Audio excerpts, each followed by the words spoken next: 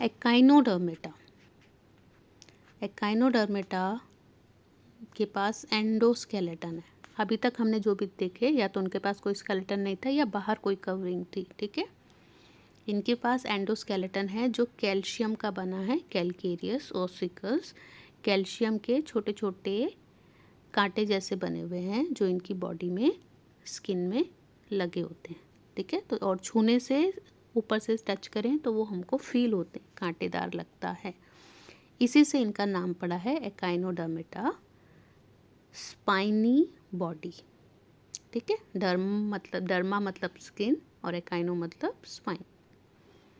Habitat wise देखें तो ये मैरीन है, यानी सभी समंदर में खारे पानी में मिलेंगे। ऑर्गेनाइजेशन इनका ऑर्गन सिस्टम है। सिमेट्री रेडियल, एडल्ट कंडीशन में रेडियल सिमेट्री है, बट लार्वल कंडीशन में बायलेटरल सिमेट्री है। ट्रिप्लोब्लास्टिक होते हैं, सीलोमेट होते हैं, ठीक है। डाइजेस्टिव सिस्टम इनका कंप्लीटली डेवलप्ड है, इनका माउथ से लेकर एनस तक पूरा है। लोकेशन वाइज देखें तो माउथ इनका वेंट्रल साइड में प्रेजेंट है और एनस अपर डोर्सल साइड में प्रेजेंट है। एक और स्पेशल फीचर है इनका वाटर वेस्कुलर सिस्टम, ठीक है। वाटर वेस्कुलर सिस्टम, इनके अंदर ट्यूब्स हैं जिसमें वाटर फ्लो करता है और उसकी हेल्प से ये लोकोमोशन यानी मूवमेंट करते हैं, एक जगह से दूसरी जगह जाते हैं, कैप्चर करते हैं खाने को, ट्रांसपोर्ट करते हैं, रेस्पिरेशन करते हैं, ठीक है।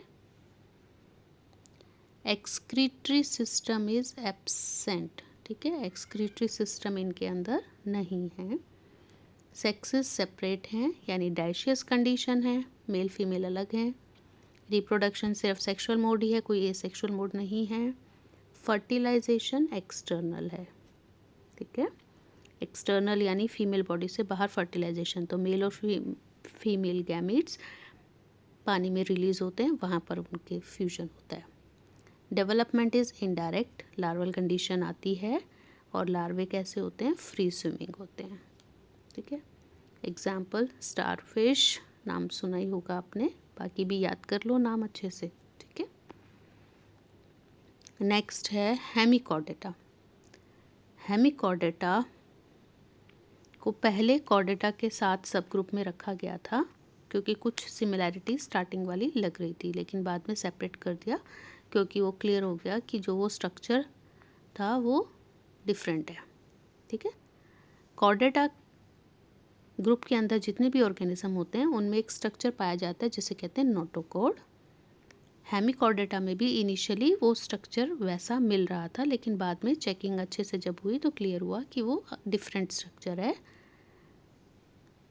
तो इनके कॉलर रीजन में उसको कहते हैं स्टोमोकोड, ठीक है, ये पाया जाता है। तो ये एक अलग फाइलम है हेमिकॉर्डेटा, ठीक है। इसके जो ऑर्गेनिजम्स हैं वर्म लाइक, पतले लंबे कीड़े जैसे टाइप के होते हैं, मैरीन हैं, समंदर में पाए जाएंगे। ऑर्गेनाइजेशन ऑर्गन सिस्टम लेवल है, सिमेट्री बाइलेटरल है, they are triploblastic, they are coelomate. Body की शेप आपको बता दी सिलेंड्रिकल है, उसको 3 पार्ट्स में डिवाइड करते हैं, आगे प्रोबोस्किस, फिर कॉलर और फिर है ट्रंक। सर्कुलेटरी सिस्टम प्रेजेंट है ओपन टाइप का। रेस्पिरेशन के लिए देयर आर गिल्स, एक्सक्रीशन के लिए प्रोबोसिस ग्लैंड। सेक्सेस सेपरेट हैं, मेल फीमेल अलग है, डाइशियस कंडीशन है। फर्टिलाइजेशन एक्सटर्नल है, development is indirect, larval stage होती है, ठीक। एग्जाम्पल 2 आपको याद कर लीजिए इनके। नेक्स्ट है हमारा कॉर्डेटा। मैक्सिमम जो बड़े एनिमल्स हम देखते हैं सब कॉर्डेटा के अंदर ही आते हैं, ठीक है। इनका स्पेशल कैरेक्टर है प्रेजेंस ऑफ अ नोटोकॉर्ड, इन सब में नोटोकॉर्ड प्रेजेंट होती है इसलिए इसका कॉर्डेटा, ठीक है। नोटोकॉर्ड डोर्सल साइड में प्रेजेंट होती है। It is a hollow nerve cord, ठीक है। और दूसरी चीज़ है इनके पास paired pharyngeal gill slits. Pharyngeal gill slits, फेरिंग्स के पास गिल स्लिट्स प्रेजेंट होते हैं। बाइलेटरल सिमिट्री है, ट्रिप्लोब्लास्टिक हैं, सीलोमेट हैं, लेवल इनका ऑर्गन सिस्टम तक है। एक टेल होती है इनके पास, पोस्ट एनल टेल, यानी एनस के बाद टेल भी होती है। सर्कुलेटरी सिस्टम क्लोज्ड है। ओके, कोर्डेटा को फर्दर 3 ग्रुप्स में सब फाइलम में डिवाइड किया जाता है, यूरोकोर्डेटा, सिफेलोकोर्डेटा एंड वर्टिब्रेटा। यूरोकोर्डेटा और सिफेलोकोर्डेटा को कंबाइन प्रोटोकोर्डेटा भी कहा जाता है। ये सिर्फ पानी में मिलते हैं, मैरीन होते हैं। ठीक है, दोनों बाकी थोड़ा सा डिफरेंस है इनका। यूरोकोर्डेटा के अंदर ये जो नोटोकॉर्ड है ये सिर्फ लार्वल टेल में प्रेजेंट होती है। ठीक है, सिफेलोकोर्डेटा में नोटोकॉर्ड हेड से लेकर टेल तक प्रेजेंट होती है और पूरी ज़िंदगी प्रेजेंट रहती है। यूरोकोर्डेटा में सिर्फ लार्वल कंडीशन में है, एडल्ट होने पर वो गायब हो जाती है, नहीं दिखती। ठीक है,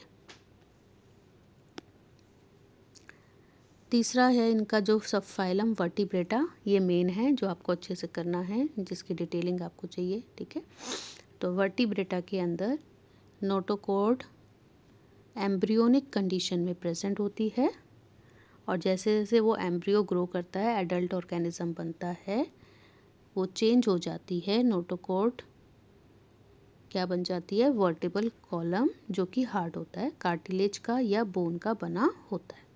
ठीक है, तो सभी जो वर्टिब्रेट्स हैं यानी जिनमें नोटोकॉर्ड थी, अब वो कन्वर्ट हो गए और उनके पास वर्टिबल कॉलम आ गया। ठीक है, वर्टिबल कॉलम की प्रेजेंस से ही इस ग्रुप का नाम रखा है वर्टिब्रेटा।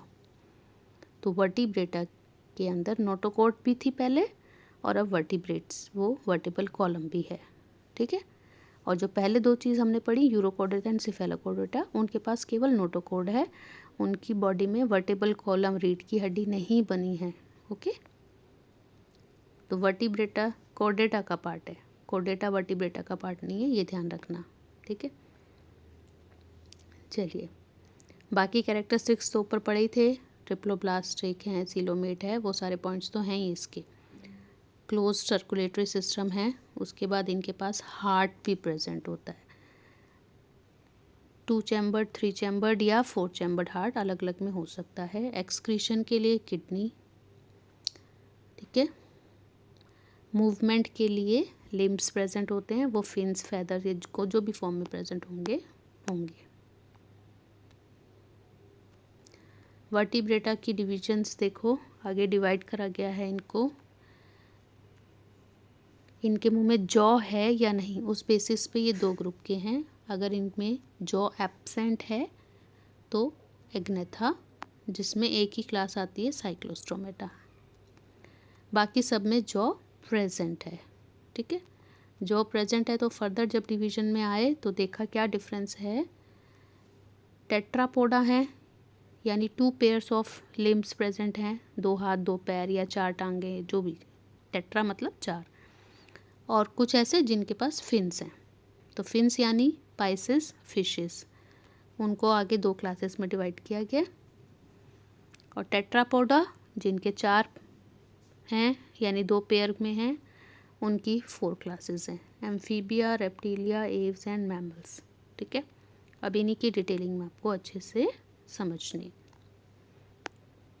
पहले तो साइक्लोस्ट्रोमेटा, साइक्लोस्ट्रोमेटा कौन सा था?